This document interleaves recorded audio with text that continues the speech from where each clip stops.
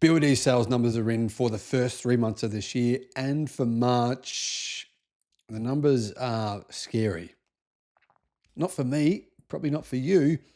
They're scary for American car manufacturers, for French car manufacturers, for German car manufacturers, for, well, anyone that isn't BYD. Hello, my friends. Welcome to the channel. I'm Sam Evans. You're watching the Electric Viking. Guys, it's great to have you with us. BYD sales, they are, of course, breaking records again. If you compare their sales in January, February, and March of this year to, say, September, October, November, or October, November, December of last year, then of course they haven't broken any records at all. But it's not really a fair comparison because the Chinese car market doesn't work that way. In China, not many cars are sold in the first 3 months of the year. That's just the way the automotive industry is. By the end of the year, car sales are normally double or even triple what they are in the first months of the year. So what this means is BYD actually grew year over year by 24.8%. Basically 25% growth. And 25% growth for a company of this size is, well, it's pretty scary. BYD wants to sell 4.5 million cars this year, and they're on track to do that. BYD actually stopped producing and selling vehicles powered solely by internal combustion engines in around the beginning of 2022, so about 3 years ago. They switched to making only plug-in hybrids and fully electric cars. So of those 377,000 cars that they sold, well, all of them were either EVs or plug-in hybrids. The one part of BYD's business that is growing insanely fast outside of its battery division, it's the second biggest battery company in the world, is its commercial vehicles. In fact, BYD's commercial vehicles in March grew by 625% versus March of last year. BYD are really focusing on commercials. And you can see here, the last 4 or 5 months for BYD commercials have been like nothing we've ever seen before. BYD's commercial sales grew by 30% versus February, but like I said, by 625% versus last year. And they've gone from selling very few, a couple of thousand a month, even only less than 1,000 a month in many months of the year, to now selling 6,000. In fact, more than 6,000 in a single month. That's a huge area of growth. Commercial vehicles could be buses, trucks, heavy industry types of machines. So of those 377,000 vehicles, how many of them were fully electric? Nearly 50%. It used to be around 60%. It's now just under 50%. 166,000 were fully electric. BYD sold 205,000 plug-in hybrids. So you can see BYD's plug-in hybrid sales are growing a little bit faster than their electric car sales. Kind of makes sense.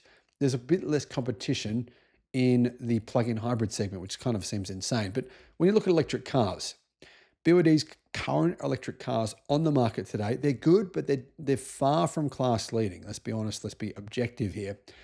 BYD's new technology, their new BYD Blade batteries, there's two different versions of them, plus they have that new platform capable of 1,000 kilowatt charging. You can't currently buy that. You can just, in China, the new BYD Han and the new BYD Tang, those are the only two models with that technology. Outside of that, BYD's electric cars, much slower charging speed than a lot of their rivals in China, and battery energy density is a bit lower as well, so you're going to get less range. Efficiency is a bit lower as well. They're good cars, they're just not class leading. So you can see here why BYD's plug-in hybrids, which probably are class leading in a lot of respects, are selling so incredibly well. Now, I personally think that if BYD can get this new technology, this new 1,000 volt platform, 1,000 kilowatt charging, it doesn't mean, right, that if you bought a BYD electric car in Australia and it had that ability in, say, 6 months or 12 months or 2 years, that you'd be able to charge at 1,000 kilowatt. But it does mean that if you pull it up to a 350 kilowatt charger, you'd be able to charge at 350 kilowatt probably for the entire charge, or not the entire charge, but probably for 60% of it, meaning you'd be able to charge your car in probably about 15 minutes. So that's the future for BYD's electric cars. And I think when we see that from BYD, their electric car sales will skyrocket once again. Now you can see here this chart from Car News China. It shows you what's happening here with BYD's electric car sales versus their plug-in hybrid sales. The last time that BYD actually sold more electric cars in a single month than plug-in hybrids was actually in January of 2024. And for about 6-7 months before that, they sold more EVs, but now you can see that BYD's plug-in hybrids are selling, they're selling at a fairly, probably around about 20% higher pace. What about BYD's car sales outside of China? The company sold a record 73,000 vehicles overseas in March. That's a year-on-year increase of 90%. So still not a huge number, right? 73,000 cars outside of China. It's really a very small number of cars, but that's changing. If we see another 89% increase this time next year, we're going to be looking at some big numbers. And I think it's very likely to happen. So if you're one of BYD's rivals, if you're selling cars in Brazil, if you're selling cars in Mexico, in Thailand, in Australia, you should be pretty scared of what BYD are doing. Southeast Asia. I mean, in addition, they're also building car factories in Europe as well, battery factories they have everywhere. This company is an absolute juggernaut. And I just got an email from someone today saying if Toyota wants to, they can start making electric cars and do what BYD is doing. Now, I fully, completely disagree with that. I could not disagree more. In fact, I believe that Toyota has absolutely no chance of actually miraculously turning itself around, because my question would be this. Toyota does not have an 800 volt platform. They don't have a 1000 volt platform. They don't have any electric cars capable of charging at more than 200 kilowatt. They don't have their own batteries. They don't have a specific EV dedicated production line, not a single one in the world. It's not going to take them a year to make all that happen.